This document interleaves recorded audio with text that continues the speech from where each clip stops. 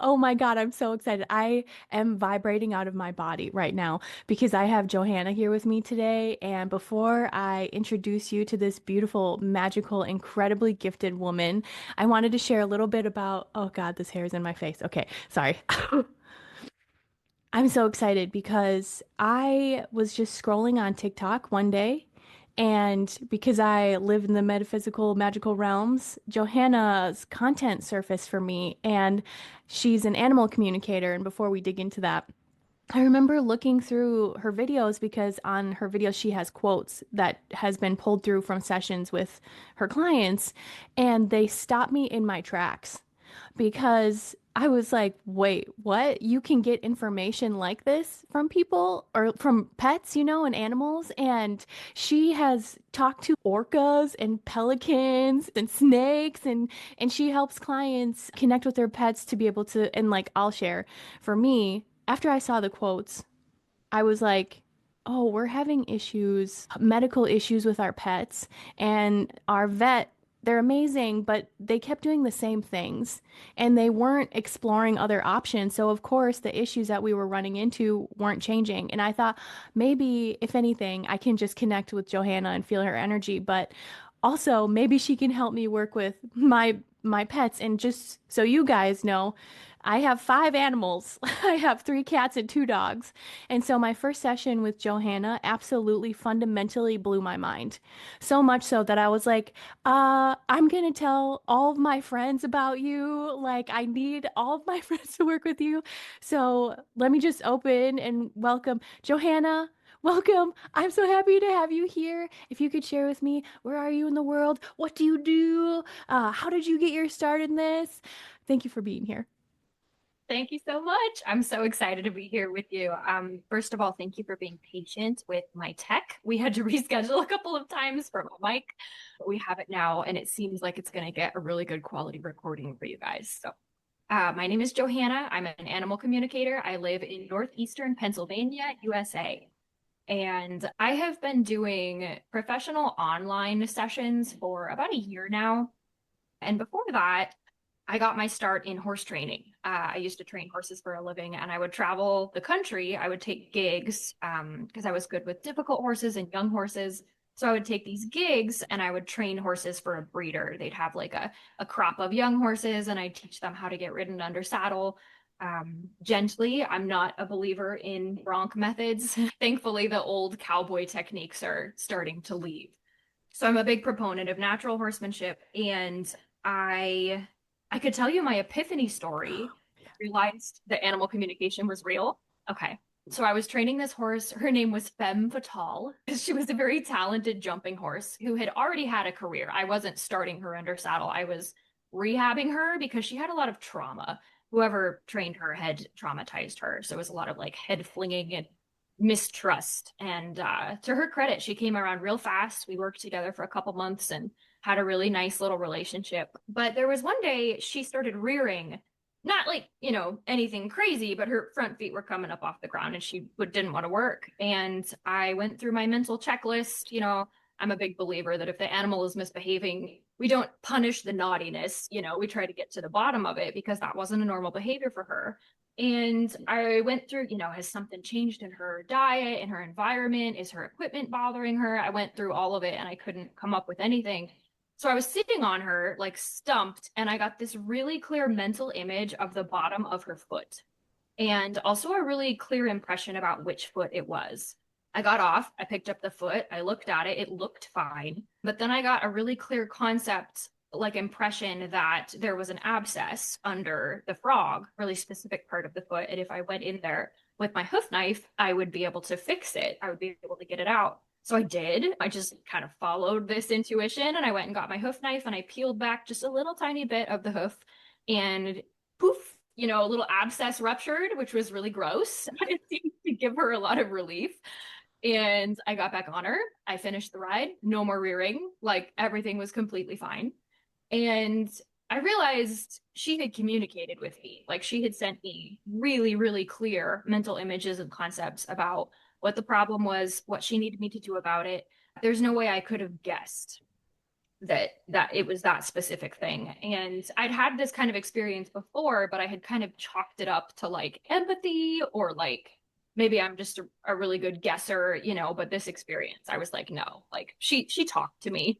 So then I started to explore that and become a little bit more conscious of it, you know, when it's actually the animal talking and how to separate their thoughts from my thoughts and how to get into that clear meditative state where I can hear them really clearly. And then it turned into, you know, I took some training and learned how to do it from a distance. And now I get to talk to animals all over the world, all different kinds of animals, and I love what I do. That is, oh, I have the chills. Like, oh my God. And what's cool is you shared you got a mental image, right? Because for me, I'm like, when you think of animal communication, I'm like, do you hear words? Do you get images? Do you get feelings in your body? Like, how does that work for you? For me personally, it's all of the above. It's a very multimedia experience. I'll get images, I will hear words and phrases. Some of that I think is my spirit team helping me to translate. And then sensations in my body that correlate to what the animal's feeling, both mentally and physically. So it's really important for me to be in a very like Zen blank slate kind of space when I approach my sessions. I always meditate beforehand so that I know that what's coming through, you know, the thoughts and the feelings are from your animal, not from me. So that's part of my practice. Oh, okay, that makes sense. And are you meditating like an hour a day or what happens for you? Probably somewhere close to that. Yeah, it's a little bit sporadic, but I do meditate for probably about 20 minutes before each session. I do try to meditate between sessions. I try to give myself a few minutes to like reset and ground myself. And then I do guided meditations, I do nature walks, I do sessions with my own animals. I'm in that state the entire time I'm riding my own horse, so I get lots of practice. Okay, that's so cool. I want to come back to how you are doing horse training. So, have you worked with wild horses and things like that? Yeah, I do. I love wild horses. One of my very first horses was a wild Mustang who had been captured and gentled, and he took me all over God's green earth. It was like I fell in love with horses because um, I could go anywhere. He was my freedom. Like he was so gentle and so trustworthy that my parents were comfortable sending their little 11-year-old like out in the mountains in Colorado, and I would just go ride him everywhere. So I love wild horses, and I've kept up with them. Oh my goodness. Have you ever worked with a horse that didn't want to communicate with you or was stubborn or anything like that? Yeah, that's happened several times. Sometimes animals, when I first connect with their energy, they're reluctant. They don't want to talk to me right away. And most of the time I can work around that just by asking them why. I'll say like, "Hey, you know, what's up? Why don't you want to come in?" And I get this from dogs a lot. They'll express some suspicion like, "Hey, like you're not my person. Like my job is to protect my person. You can't just come in." So I'll introduce myself, I'll explain what I'm doing. Some animals are, they don't want to engage because they've had a trauma, they've had a traumatic experience with people, or they're feral, like wild Mustangs sometimes have this kind of energy where they're like, I don't really want anything to do with people. I am not a fan of you guys. And they'll come in and they'll tell me that, which is nice. So I can at least get the 401 on like why they don't want to talk. But for the most part, animals, like my clients who come to me, most people have a pretty established relationship with their animals. And so their animals are really excited to talk to them. Normally it's like I can barely get all the communication through. But it does happen sometimes where they're a little reluctant and I kind of have to talk them in. I did a hedgehog the other day who was every time I tried to connect with his energy, he gave me this like it was like a little image of his little foot kind of flicking towards me, and it was like go away, but in a very like tiny, like passive aggressive kind of energy. And I was like, why don't you talk to me? And he said, he doesn't understand what we want from him. Like to him, he didn't understand the concept of friendship. He was like, what do you mean? We would just like talk and like do stuff together. He explained the only bond he had had was with his mother. And he was like, if you guys are trying to replace that, like you can give up now. So it's just a case by case, you know, they're all different. Oh, and I think one of my favorite things is I always seek out if you have published a new video. It sounds obsessive, but I'm like, I always learn something in one of your videos or it changes my perspective. And I remember you had a session with a hedgehog and the hedgehog was like, they're called quills and just like delivered that way. And I was like, well, damn, we know, but like, ow. Yep. Yeah, I called him spines, and I couldn't even finish the rest of my statement before he was in my ear. Like, no, like you mispronounced it. It's quills. I was like, oh, okay. Like, that's the kind of thing I expect from the owner to tell me that, but this one came straight from him. Well, and I also remember I have two. One where I don't remember what being it was, but it was so shocked. It was like, we're not supposed to talk to each other. I think it was maybe a frog or something, maybe. It was a toad. I can a little toad that I was just walking past one day, and he was like hopping away from me, and I was like, "Wait, can we talk?" And he was like, "No, like you and I don't talk." And you're like, friends, maybe? And the other one that became top of mind when I saw this, I was like, oh, it's really interesting, was when you had connected to an orca. And the orca was saying that, or something around, typically, you guys, we can't communicate with each other because it ends up bad for the messenger. And what's interesting about that is I know that there are laws in place where you are not allowed to communicate with dolphins. And I think that's so interesting because it speaks to the intelligence piece and like what could happen if we were talking to orcas and to dolphins who have such high consciousness, you know? Yep. Yeah, I think that's definitely true. They have it's mind blowing. I mean, you'd think I'd be used to this by now, but I'm not. Every single session, there's new things that come through. I'm just like, whoa, like I have to go sit down and reassess what I thought about the way animals think. That's why I keep the quote books because they're just as revolutionary for me as they are for you. Yeah. Oh, do you know, can animals communicate with each other? Yeah, Like different species? yes, they can. I actually had a conversation with my cat about this. I have a cat named Omen who's a really good hunter. And I was wondering one day, like, wait a minute, if they can all talk to each other all the time, when an animal hunts another animal, they have to hide themselves energetically as well as physically. And I was like, how does that even work? Like, how can you even do that? And my cat told me that it has to do with the state of mind when he enters a state of focus where he is not at all self-conscious. Like he's just completely focused on his prey and his environment.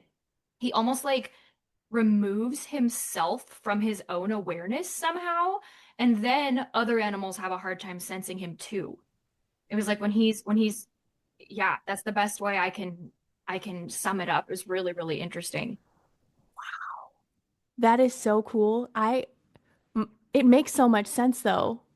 But to have language around that, oh my God. This is something because I have walked through this journey and I'd love your perspective on it. I have had to put my pets down and it's always really, really, really hard, you know? And it's like, am I making the right decision? If I pay for their vet bills, like, can I have more time with them? Are they going to be in pain? Can you tell me, are they okay with death? Are they okay with our decisions? Like, how does that work? Oh, yeah. Thanks for asking. That's one of the biggest questions I get because a lot of people find me when their pet is in a state of crisis. They'll come to me, there's like some really serious medical issues, or they're at the end of life and they want to know what their animal wants. The most common thing that animals tell me right away, almost every single time this conversation comes up, is that the euthanizing process is easier on the animal than it is on us. They always say, like, it's harder on you, the person who's having to make these logistical decisions and decide when is the best time to go. The animal is usually like pretty open to the process. They often thank people for euthanizing them. Just so you guys know, we can also communicate with animals who are deceased. Across the Rainbow Bridge is the exact same process. There's usually a little transition period for them, but then they come through just as clearly. So I've had animals on both sides of the bridge thank their owners for euthanizing them. They do really appreciate that. They say it makes the transition a lot easier for them. There's less trauma to unpack on the other side so that they can come back sooner. And they always tell their people, like, you need to take your mental health into consideration when you're making the decision. Like, it's so sweet. It's very selfless the way it comes through. Sometimes they'll tell me a limit. They'll give me, like, hey, like, let it go for a couple more days. And then if I'm not better, please just put me down because I don't want to. I had a cat recently say she didn't want to experience sepsis of where kind of her system was heading. I had a dog who's was experiencing heart failure who said he didn't want to get to the point where he couldn't breathe because there was a lot of fluid going on and he was kind of on life support. And so he said, like, yeah, if we get to the point where I'm coughing and I can't breathe, like that's it for me. I don't want to experience that. But then, they do always get like, hey, maybe I'll get better. And then they talk about this cycle where they're going to get better for a little while, especially older animals or sick animals. They're going to get better for a little while and then they're going to get sick again. And they're going to get better for a little while and then sick again. And so they always tell their people, like, it's okay to let me go now. They don't seem to prioritize length of life the way that we do. It's more like we're holding on to them because we love them and need them, and they understand that.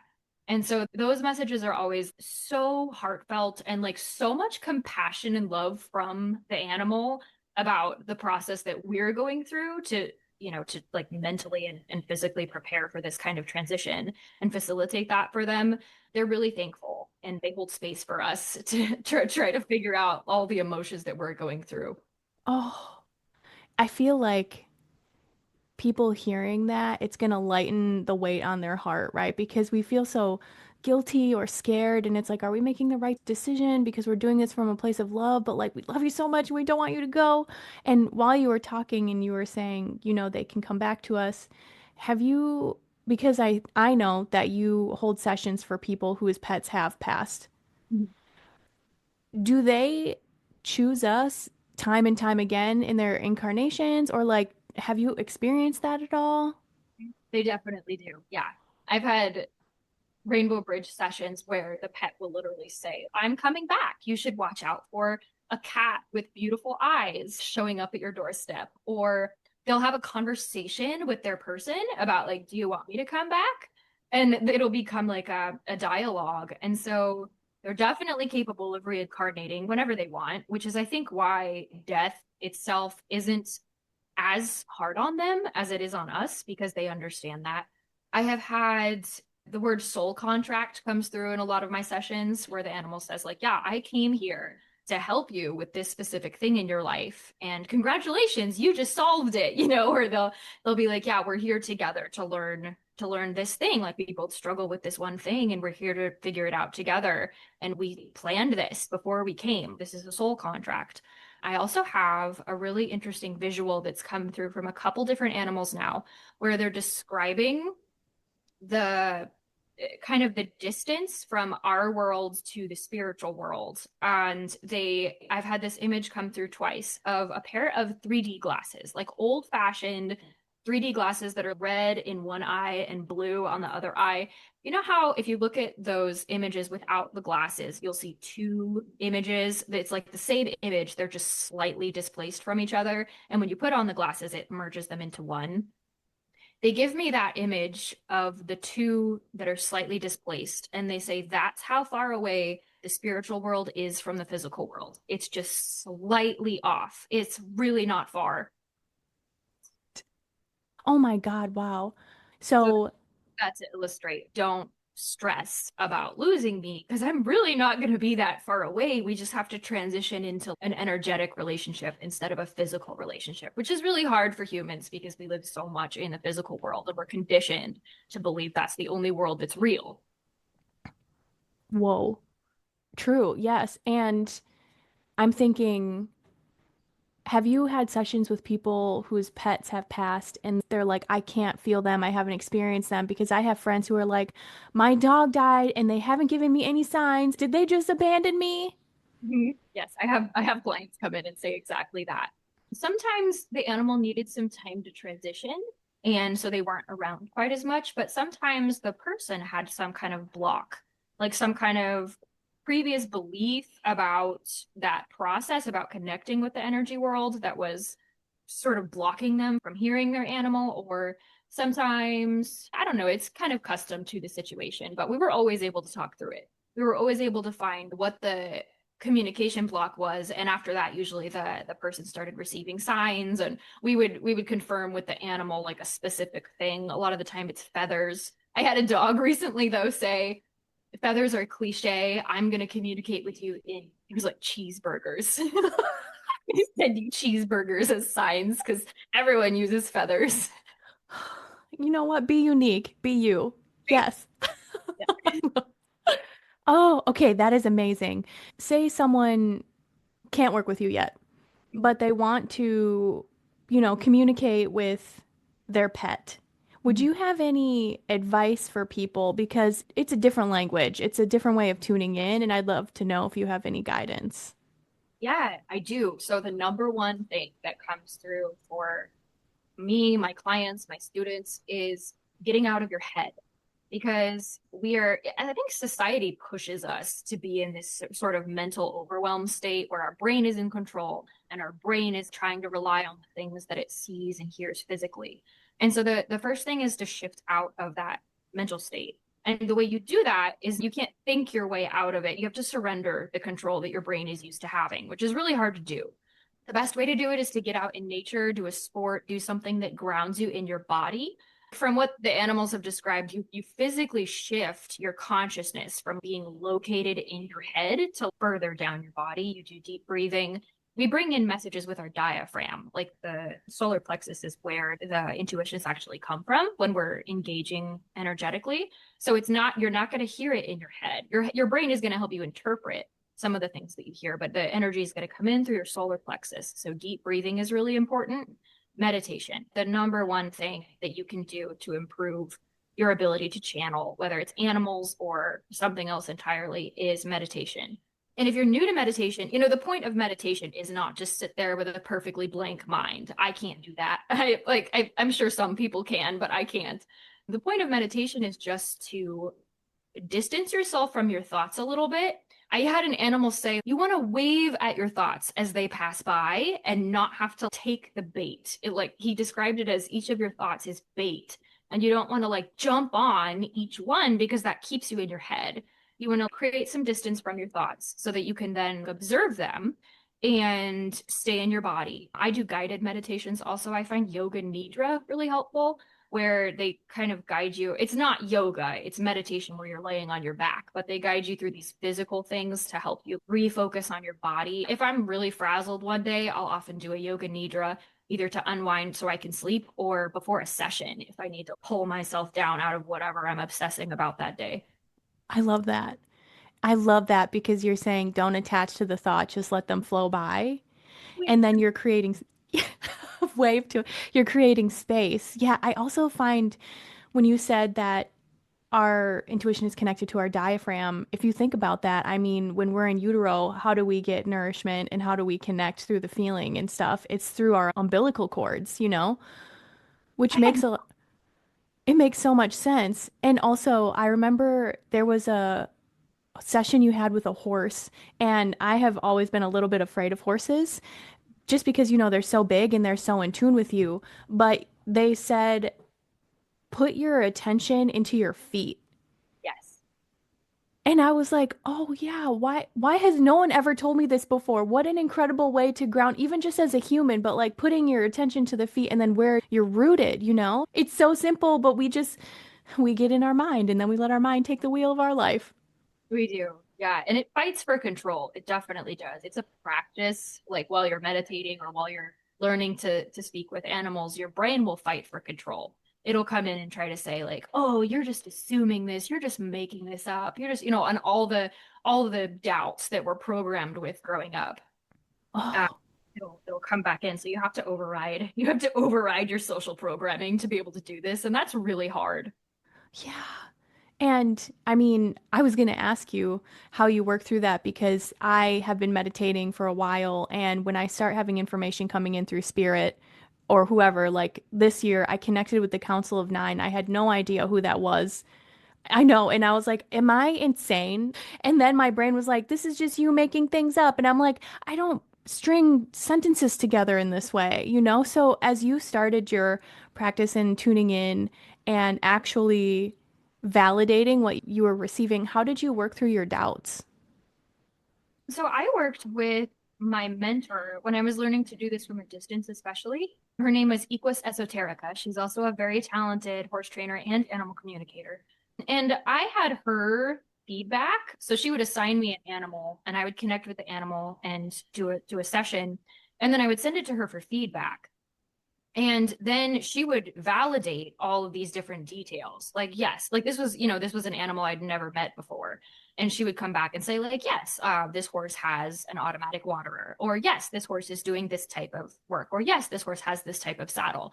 And none of us are 100% accurate, especially when they're starting out. But like, 95% of the details lined up with an animal I had never met before. So it overrode my brain's default of like, oh, you're just making this up based on what you already know about the animal. It's not even possible in that case. I don't know the animal. I didn't even have a picture when I first started doing this. So, and I would get visuals of what they looked like. I would get visuals about their owners and what their people looked like, the kind of things they did together, the kind of lifestyle they enjoyed, the kind of food they ate. It was really, really specific. So for me, I had enough of those experiences and I was like, this is real. Like no one can convince me anymore. I've seen it too many times. Oh, okay, that makes sense. And I love that you led yourself to someone who does it so that you could develop your own practice and feel safe enough to do so, right? Like the power of mentorship is out of this world. So I wanted to share some quotes that are Yeah, my favorite. Okay. love to know which ones are your favorite. Oh God. Okay. I took screenshots because they have to live in my phone. What's interesting is that sometimes when I get really far up in my head, I will come back to these quotes because they're so grounding to me or they're so expansive. So I have a few of them and then I have a few for my session. But before I get to my session where I bring up my dogs, I'll tell you why I was so enamored with Johanna because I was like, this woman is very gifted. Okay, so first, the quotes I found on her social, which you can find her at Bloom Animal Communication on TikTok and Instagram. Okay, so this is from a calico cat. This one, I swear to you, oh my God, it grounds me every time. You can't think your way out of overthinking. You need to get grounded in your body. The solution is to change your habits. Mhm. Okay, next one. Talking with us doesn't normally go well for you. Your species attacks the messengers. An orca. When you had this come through, did you just see an orca go by and you were like, I'm gonna connect with you? So this I have had that happen with orcas before, where one of them just reached out of the blue while I was falling asleep. But it was a different one. This specific orca was, I think her name is Taliqua or Talequa. And I read about her in a news story. She had just lost her calf. Like she like her calf has died a few times in a row. And so she has a sort of support group on the internet of people who are like really invested in her story and like we're really rooting for this calf to survive. And I just reached out and told her that. I was like, I just want you to know, like, we're behind you. Is there anything we can do? I just felt for her. And so I reached out using a photo on the article. And at first, I didn't get the response I got was like, she'll get back to you if she wants to. It was almost like I'd left a voicemail and I was like waiting for her to come back. But a few minutes later, she did. And I got this mental image of this gigantic orca. Like, and I saw a silhouette of how big I would be compared to her. It was like I was floating in the water right in front of her. And she at first was pretty aggressive. She was like, do you know, are you aware how big I am compared to you? I could swallow you in one bite. And I was like, yes, like I do know that. And just kind of kept an attitude of like reverence to be talking with her. And she backed down and she said, I'm sorry, I'm grieving, the loss of my calf. So my emotional state is a little bit different right now. And I was like, I understand. And I told her what I wanted to tell her about the news articles and the people who are following her story. And she started asking me questions about my job. She was like, "Wait a minute, you're like a translator. Like you bring this information back and forth." And I was like, "Yeah." And she was like, "Oh, that doesn't normally go well for you guys." And her implication was like the witch hunts, and like how animal communication has been stigmatized as like witchy or demonic, and how it often ends badly for animal communicators, at least in the past. And I told her like, yeah, we're working on it. Progress, society, we're to the point where I can post about this openly on social media, so that's pretty exciting. But yeah, that was the context, and that's what she was saying. She was amazing to talk to, just this like very ancient, very smart kind of presence. Like it felt different than anyone else I'd ever connected with. When you say ancient, I know you're tuning in energetically. Hmm. Can you describe what that feels like? I can. The energy comes through as it's sort of I get wrapped up in it. Like I feel my own energy shift just from being exposed to it. And it also feels kind of collective. Like I was sort of aware of her connections with the rest of her, I guess you would call it a pod, her family group. I was kind of aware that like others were listening in on this session and that there was this strong implication like it's an honor to talk to her. So, you better choose your words carefully. And I felt her grief. It made me want to cry. I felt I actually wrote down my notes on this whole session. I wish I could remember all of it. The thing about channeling is the memory part of my brain is not fully engaged. I'm kind of in a different state of mind, so I have to write down everything as soon as I finish, or else the details get foggy really quickly. So that's what's happening now. I do have session notes though that I can send you later, but it was very, very cool experience. And I felt it was life changing. It was one of those experiences I was like, oh my gosh, like this this is available. Like this kind of consciousness, this kind of energy is out there and she's willing to talk to me. Like, oh my gosh, like it was a big week for me. That's so cool. I love that. Thank you for sharing that. That, like, it's blowing my mind because if you can access wisdom, like they say we know more about space than we do in the oceans, and there's just so much that we can learn from these beings if we would create the space and intentionally connect and trust. It's a whole thing. But that's why you exist, Johanna, so that you can go first so we can learn. Okay, other ones I have. Oh, this was so good. Specifically because I had walked through a similar journey. A relationship is like bouncing a ball back and forth. Your ex should learn that it's not about winning, it's about the connection created by passing the ball. Mm, Dog. yeah. That one was so cool. That was from a dog who was very athletic and very into sports. So I got a lot of like ball and sports analogies in that session. But that one was so profound for his owner who had just been through a breakup. Yes. And I had been in a relationship that mirrored that what the client went through and I was like, "You know what? If I could have had that metaphor at that time, I would have made different decisions, okay?" This Yep. next one, I swear to you, I think about this one almost daily, which sounds oh, okay. I don't know if Aziza is running back and forth. Okay. This is from a cat. Money can't buy any of the really important things. Money just buys the packaging it comes in. That was actually my cat. My cat said that. Omen, Eden, the younger one. Eden. Oh my God. Okay. Also, I have a random question before I pull a few more quotes. When you have your, like, Omen and Eden, did they tell you what their names are, or did you get an impression, or how did that work? So when I adopted Omen and Eden, it was a few years ago, and it was before I was consciously connecting with animals other than horses, I think. I was pretty aware of it with horses. Um, but I did have a really long specific naming process. And it was like going back and forth and like finding the one that felt right on a really deep level. So it's definitely possible they helped me choose their names. Ever since then, though, I have learned that they do have a name that their mother gives them. Like they do have a name that she gives to them at birth. And sometimes they're willing to share that with me. It comes through as like an image, and sometimes they're not. I connected with a bald eagle recently. I was like out boating and I just saw a bald eagle in a tree. This was like last weekend. And I asked to connect and he was like, "Okay," and gave me an image of sharpening his talons on the tree and also told me he doesn't like them to be too sharp because he needs some texture to grab fish. And I was like, "Oh, like that makes sense." And I was like, "Can you tell me your name?" And he was like, "No, only my friends know my name. My name is what my friends call me, and you are not a friend. So, like, back off." So he was willing to talk to me, but he wasn't willing to tell me his name. So that was interesting. But I have had animals say they have multiple names over the course of their lifetime. A lot of them like that. having like different names for different versions of themselves or for different time periods. And at this point I could name an animal, like, hey, what was your original name? And I would get an image or a concept and try to put that into words. It's so cool. Also that you chatted with an eagle and it was like, I have boundaries. It did. Yeah, it was like know your limits, woman. Oh, okay. Next one, because I think everyone should hear this. This is by a cat.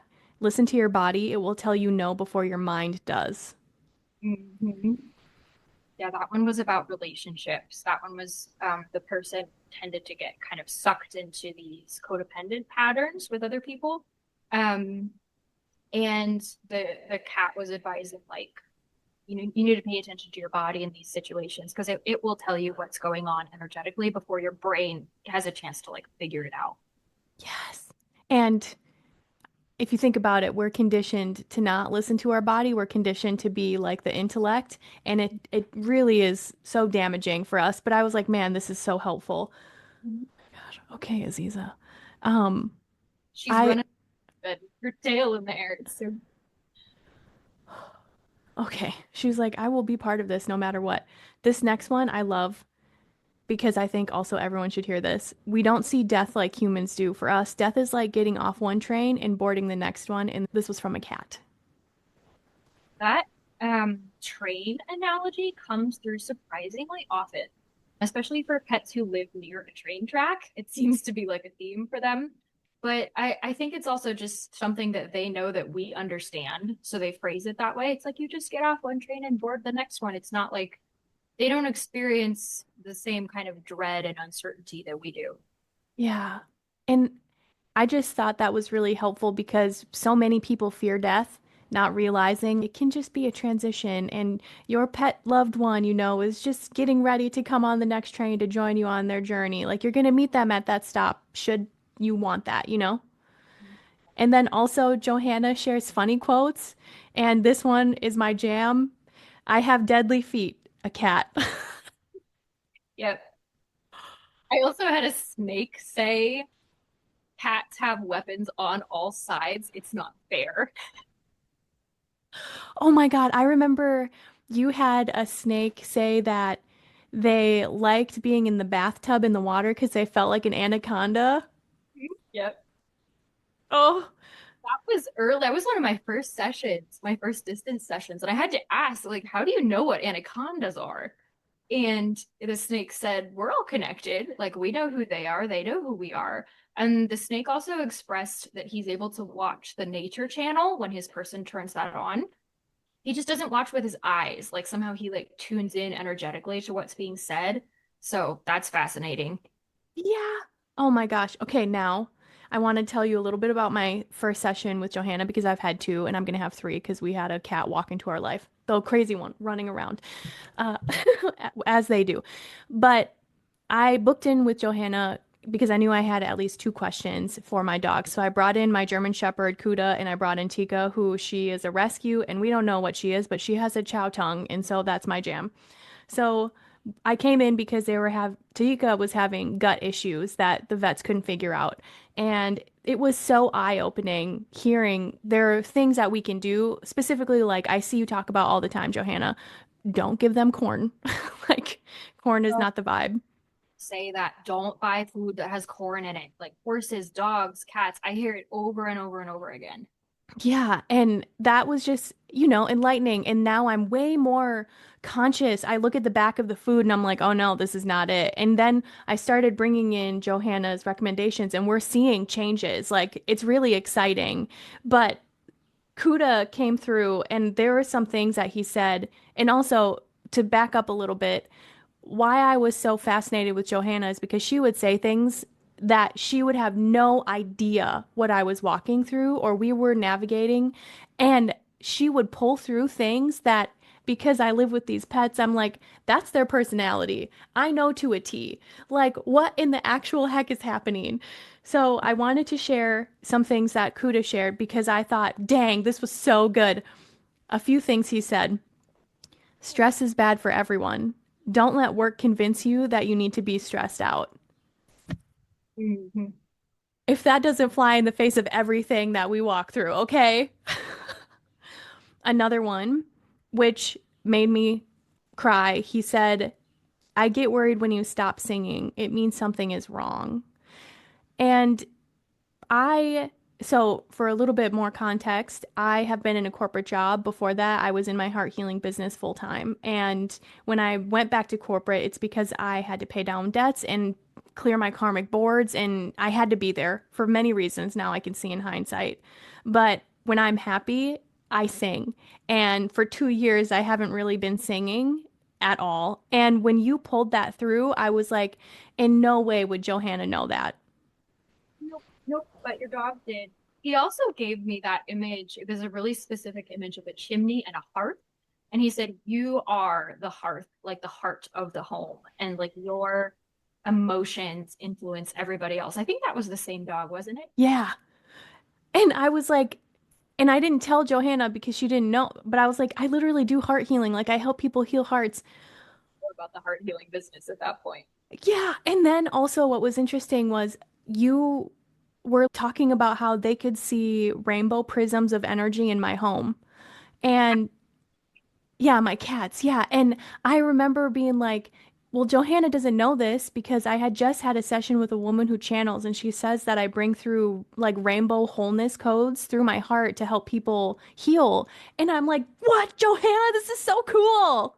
You got two different spiritual intuitives who don't know you telling you the same thing. That's pretty crazy. Yeah, like the odds of that. And it's so specific, right? Oh, another thing. So Kuda is very, very, very, very smart and attentive. But we also think like he's like a little kid because he is very expressive, very joyful, all this stuff. And he whines all the time. And Johanna was talking to me about why he whines. And one of the things that came through that I want all pet owners to hear, because I thought this was amazing, he said, please talk to me and tell me what is wrong so I can help. We can tackle the issue together. I can help energetically with some things in your world if you include me and explain what's going on. And that shifted something in me profoundly because I realized that it's not just me taking care of these pets and trying to give them an enriching life. I'm also allowed to be supported by them through my hardship, but I have to actually talk to them, you know? I have to make the connection and allow and receive the guidance.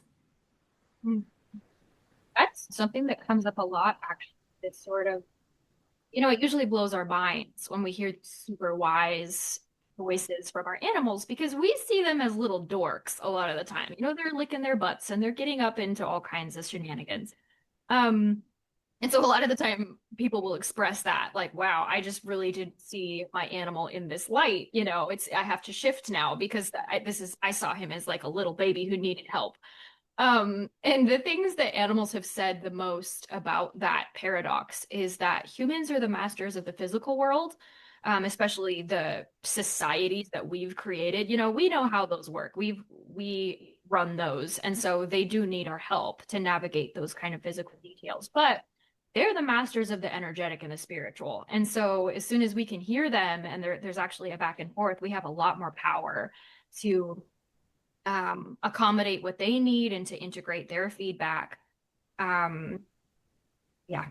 Yeah, that. Oh my God. Okay. Because he was like, you guys view me like a little kid, and in some ways it's fair. In other ways, I want to be part of your world. I want to be in the know. And I was like, "Oh wow.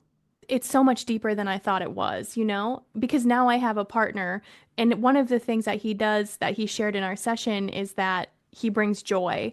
And if I can tune in and talk to him, he can change the energetics of what we're walking through. Oh, They've told me that humans sometimes see silliness as like a childish quality, like, oh, you can't be like this goofy and also be wise. But I've had several different animals tell me, like, no, like joy is the highest frequency. Like silliness and laughter and the ability to be childish, like that's actually a sign of a very enlightened being. So the way humans look at this is backwards. oh. I just want everyone to let that land. Like, it's okay to be joyful. In fact, it's encouraged, you know? Another thing that he said, two things. your work is sucking the beauty out of you. Please go back to heart healing. And Oh, I was like, that made me burst into tears because I had seen, in a moment's notice, I was like, every time I had been short-tempered with him or annoyed, or the way that I was like anxious and spinning out, just mad at the world. And for him to reflect that back to me, I was like, that actually was a catalyst for me, Johanna, to be like, I actually can't do this job anymore because I want to be joy. I want to see and experience beauty. So thank you for that. Another thing that he said that I thought was beautiful: most health problems have an emotional cause. that one comes through all the time. People will ask me about a health problem and they'll tell me all the things that their vet has recommended. And, I will never tell you not to go to the vet because that, veterinary medicine is important too. But what the animals always say is like, we can get all kinds of medicine to mask the symptoms. But if you really want to heal what's going on at the root, we need to look at the emotions and the energy dynamics that are going on in our family and that have happened in my past. Oh, I mean, and I hope humans can hear that too, you know? It's true for us. Yes. And you had shared, um, with Kuda, he brought through how to manifest money, which I thought was really interesting. And I've read this in other quotes where it's like, dang, they're really giving us the juice, man. Like, this is amazing. One of the things that he said was, your feelings change the world around you. What you're feeling on the inside, your reality will start to reflect that back to you. Put yourself in more situations that make you happy and make you feel calm. That one comes through every time that it's facing financial difficulties. Sometimes they'll bring it up, sometimes the animal will bring it up. Or is like having some financial stress, the animal will always say, you need to embody the energy of how it will feel to have abundance. You don't want to get stuck in a loop of wanting. You want to relax, enjoy yourself, get back to that like more childlike state of joy, like enjoying what you do, not burning yourself out. I actually at some point I want to shift the topic to what you wrote in Soul Rising because you had a couple quotes in there that are along these same lines that I resonated with me so much, and like so many of my animal sessions are like spot on with what you said. Yes. Oh my God. Thank you. We can shift that now because that was my favorite thing. Oh my God.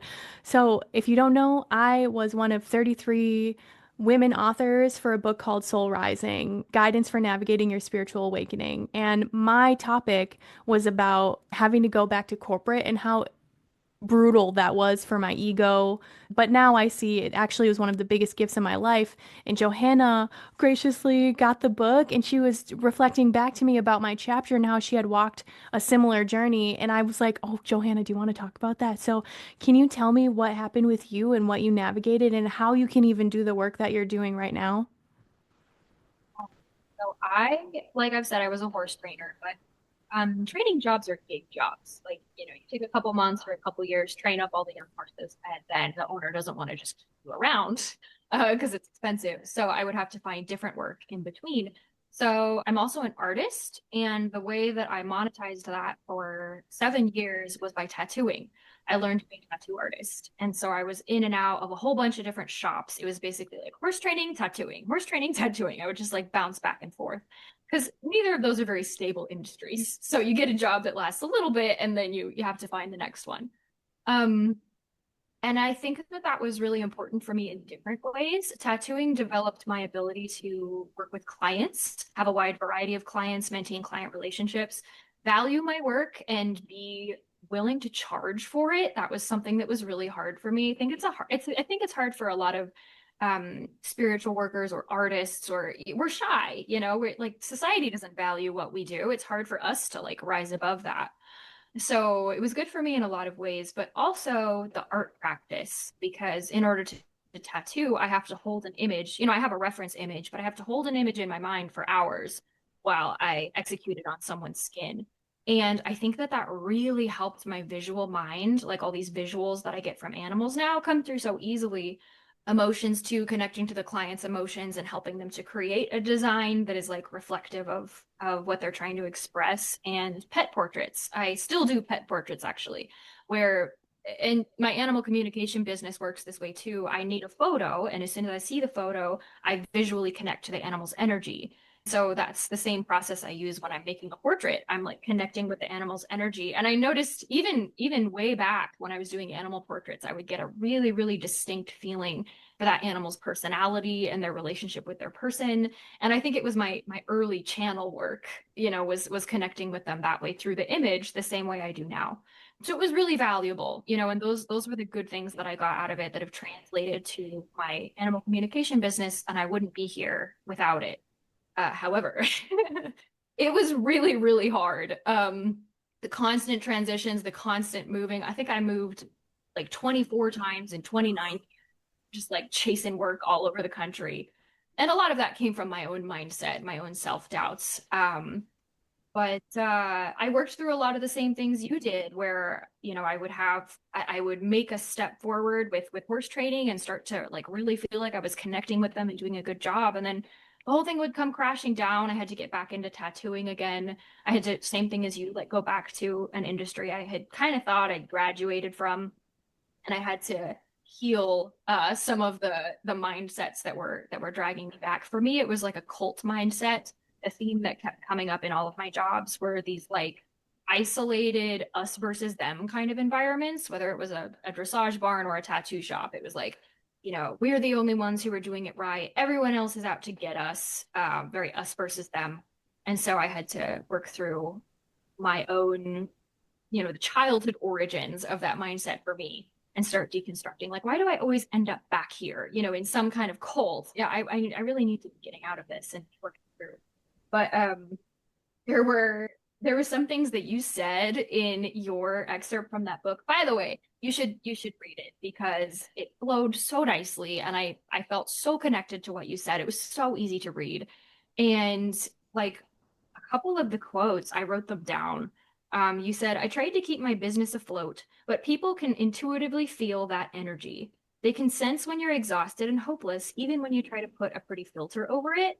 That was so true. Like I struggled with social media marketing for so many years, trying to get art off the ground or trying to get something off the ground. And, I would like copy trends, and I even like took training on like how to influence the algorithm.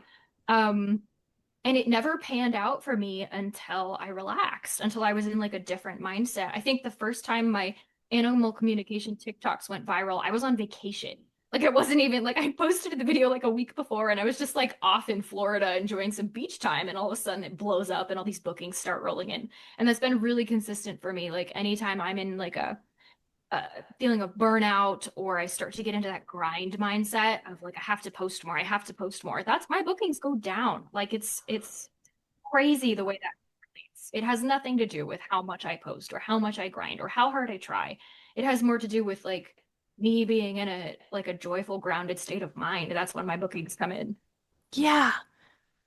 And I want to speak to that.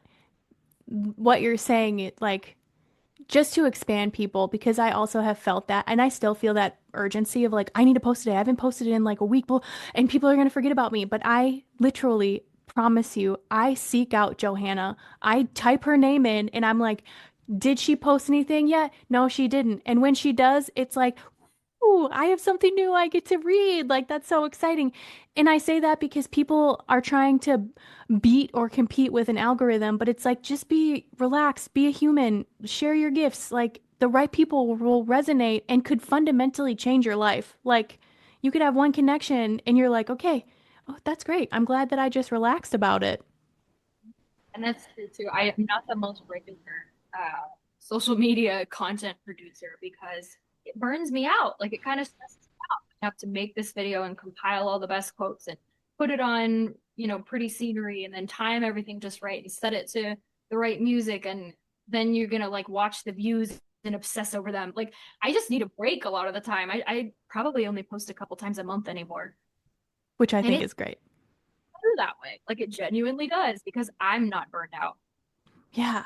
Yes. Oh, I love it. The other one was you talked about spiritual awakenings and being forged by fire instead of like rainbows and joy. Visualize when we're talking about the spiritual awakening process. I know you mentioned like, have I ever connected with insects? Like, Yeah. so I did once, and what they said was it's very painful to become a butterfly. Like that process of being in a cocoon is physically painful for them. It's not like they're conscious for it. And the implication was like that's the point of becoming a butterfly is to learn the transformative power of pain. And that's why they're such a powerful symbol that way. So when you wrote like what you wrote in your book about it being forged by fire, like that's kind of the creation process we go through. I resonate with that 100%. I think the animals do too. I love that. And what's so cool too, if people don't know, butterflies have these things called imaginal cells. And they're so cool because when they're like growing as a baby or whatever, I forget what stage that's called, you know. But when they're in there, they have these cells from birth that know they're going to be a butterfly. It's destined for them, and they may not know as like that or whatever. But when they're in that cocoon state, these imaginal cells activate their antennas, their legs, their wings, and they become this. And it always reminds me, although we may not know where we're going, our soul knows. Our souls are like the imaginal cells. You just have to trust the process and flow with the pain instead of trying to resist it and fight it, which is what our human ego wants to do because we don't like change. This is true. I also heard recently that they completely liquefy. Like they just become completely mush. It's like a total death of the old self. Like for real. It's like a really powerful metaphor. Yes. Oh, so thank you for bringing that up. I also was like, hey, Johanna, would you be open to sharing some of your most favorite quotes that you've had in session? Do you have some? So one of them though was from your session. It was something your cat said. You'll have to remind me which one it was. But the concept was, it actually took me a couple minutes to translate this because the images were so specific and something I had never really experienced before. Um, but what her cat, so what Ashley's cat said is that he, it's a he, right? Yep. Guards the family against energy other like other dimensions or other places. And the visual that came through was like it was like a black sheet that had holes poked in it. And what her cat told me was that when someone uses energy work in a negative way, kind of like what we'd think of as like witchcraft or like someone's trying to send a curse or someone's like angry at you and like sending it energetically, it creates these little holes, like just these little like kind of innocent looking little pinpricks somehow around the family, like in the structure that surrounds her family energetically. And this cat's role was to energetically watch those and plug them. Like I still don't fully understand what that process was. I think Ashley even asked, like, can we help you with this process? And the cat was kind of like, no, like this is really my thing. Like you go work with your other cat. And but yeah, it that one really blew my mind. Like that was a concept that I hadn't fully experienced before, except especially with such a powerful visual. And what was cool about that is, so that's Fern, and Fern is a tuxedo cat, and I rescued him from the Humane Society.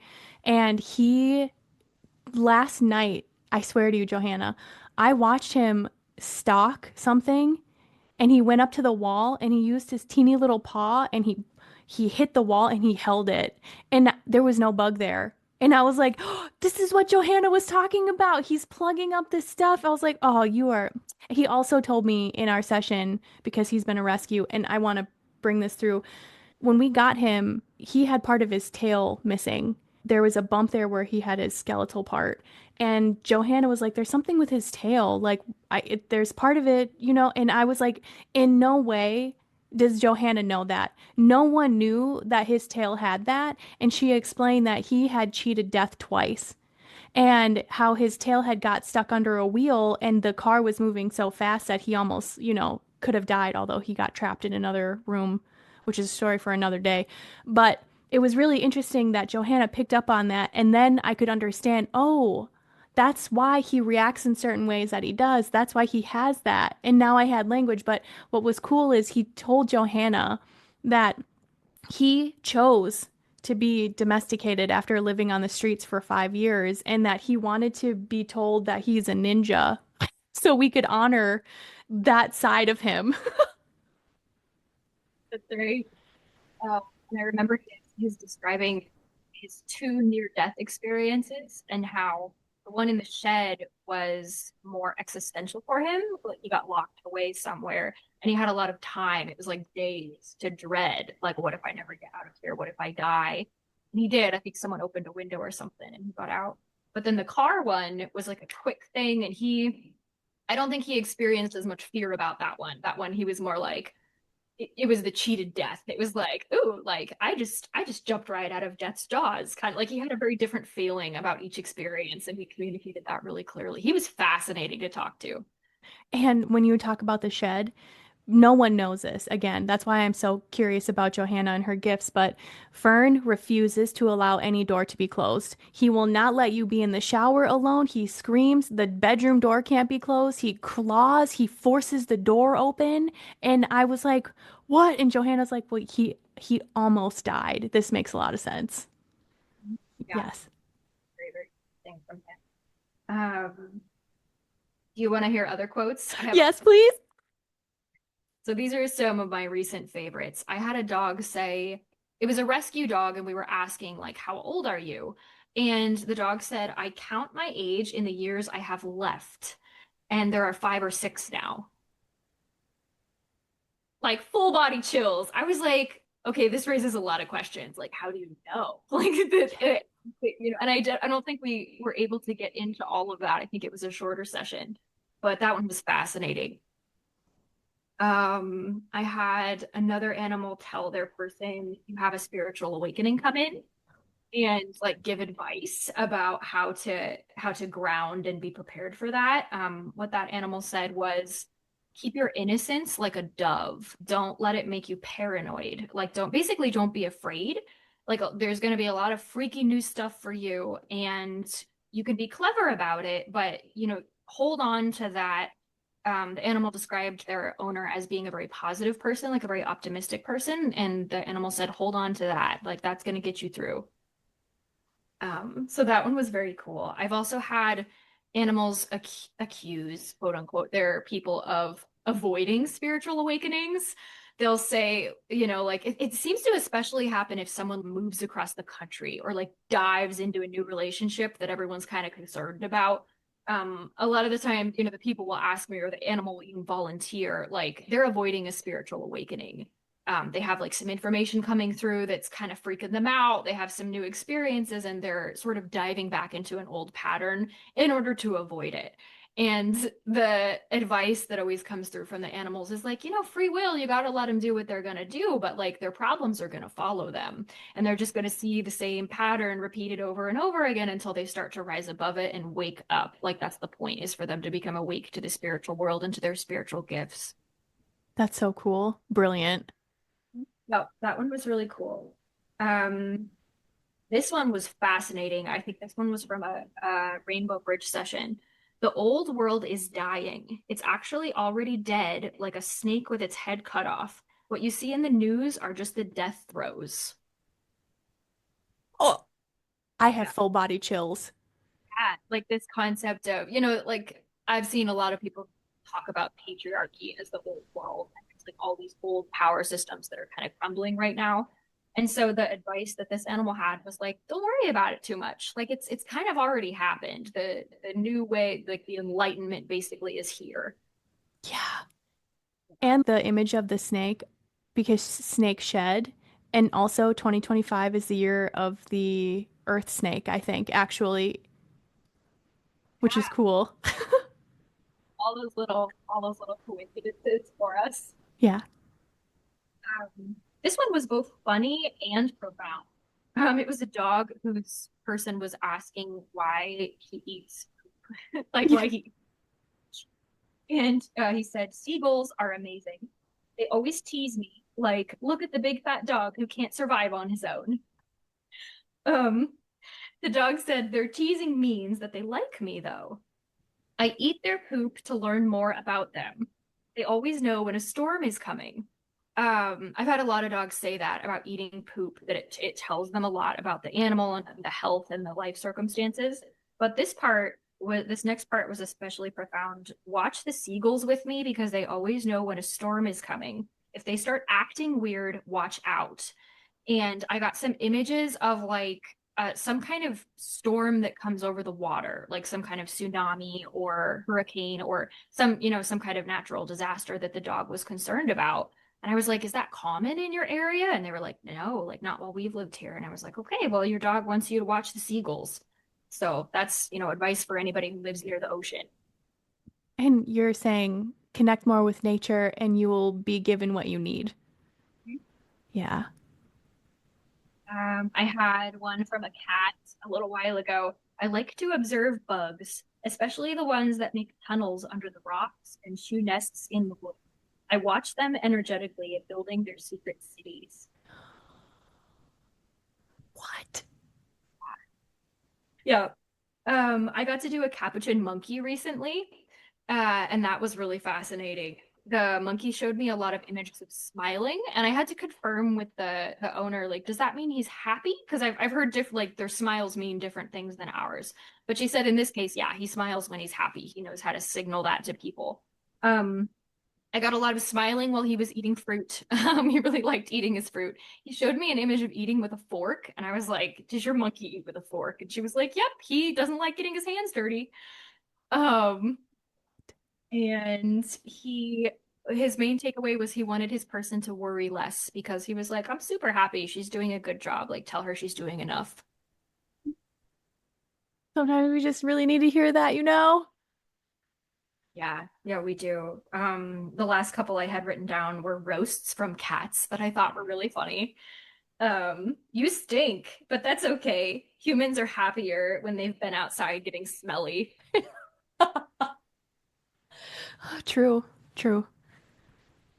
The other one, the cat showed me this image of like the hair on top of her head and how it's just a little patch, and the cat sees like the whole rest of us as just like gleaming nakedness, except for like the little wiggles above our eyes. And the cat was like, "What is even the point? Like, if you're gonna have hair at all, like, like why? Like, why have these little patches?" And he said, "You guys are ugly, like straight up. Like you just look really bad." He said, that's okay though. Like he softened it a little bit. It was like, you know, we still love you and everything, but y'all are ugly was the was the takeaway from that one. I remember you had, I think a dog or a cat. Sorry, I can't remember, but they said, I like when my owner wears a hoodie and puts the hoodie over and then t puts the tie so it's around their face because they're like, oh, they need to protect their naked face. Yeah, that one was about a dog who'd been going for some walks in the cold. It was like over the winter, and I guess I got an image of the owner with like, yeah, the hoodie scrunched so you could like just see his nose, basically, like just his nose and his eyes, and the dog thinking that that was funny. Like, oh yeah, I mean, you guys don't have any hair, so you'd have to do that. Yes. Oh, brilliant. This has been so fun, Johanna. Thank you so much. I have one more question for you after this one, but outside of having people work with you on one-on-one sessions or to book in to get pet portraits and things like that, is there anything that you're working on right now that you're really excited about? Yes, I'm writing a book. So I've got, I take quotes from each of my sessions. After I'm done with each one, I spend a little time and I journal like the takeaways so I don't forget them. But it has turned into so many quotes that I can't keep up with them anymore. I can't possibly post them all on social media. So now it's going to be a book and it's actually almost done. I went through the last few months and compiled all my different journals and I actually have like enough words to make a significant book.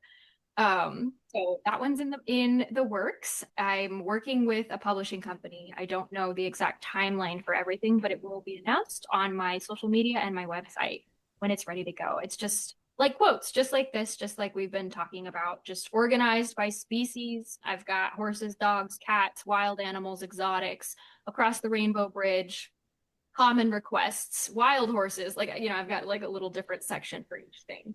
Yes. I'm so excited. Oh my God. I'm dreaming about it.